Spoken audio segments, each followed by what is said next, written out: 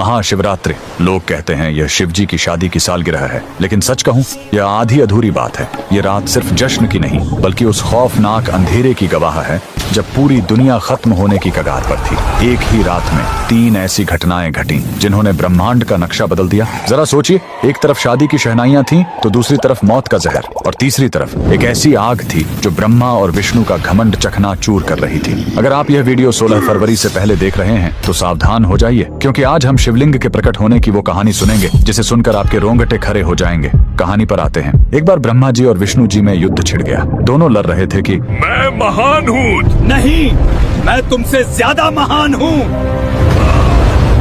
उनका यह घमंड जब दुनिया का संतुलन बिगाड़ने लगा, तब अचानक उनके बीच एक विशाल अनंत अग्नि स्तंभ प्रकट हुआ। वह आग का एक ऐसा खंभा था जिसका न कोई शुरुआत था न अंत। उस स्तंभ से एक भारी आवाज आई, जो मेरे आखिरी सिरे को खोज लेगा वही महान होगा।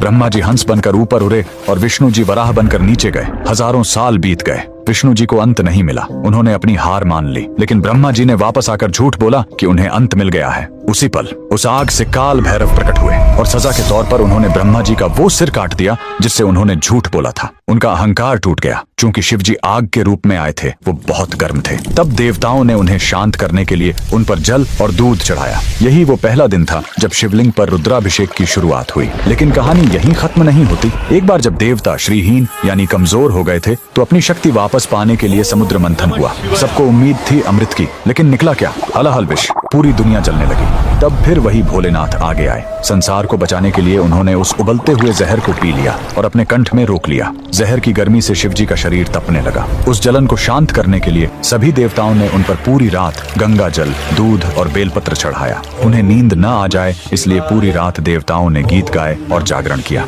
यही वजह है कि महाशिवरात्रि पर हम पूरी रात जागते हैं। लेकिन रुको, यह रात इतनी डरावनी भी नहीं है। इसी रात प्रेम की जीत भी हुई थी। जब माता सती ने अपने प्राण त्यागे थे तो शिव जी पूरी तरह टूट गए थे। वो वैरागी बन गए, दुनिया छोड़कर समाधि में चले गए। तब माता सती ने पार्वती के रूप में जन्म लिया। उन्होंने हजारों साल तक कठोर तपस्या की, सिर्फ अपने शिव को वापस पाने के लिए। आखिरकार भोलेनाथ पिघले। इसी महाशिवरात्रि की रात वो वैरागी फिर से दूल्हा बना और शिव शक्ति का मिलन हुआ। तो इस 16 फरवरी जब आप शिवलिंग पर लौटा भर जल चढ़ाएं, तो याद रखिएगा, आप उस आग को शांत कर रहे हैं और उस जहर के दर्द को कम कर रहे हैं। कमेंट में लिखें हर हर महादेव।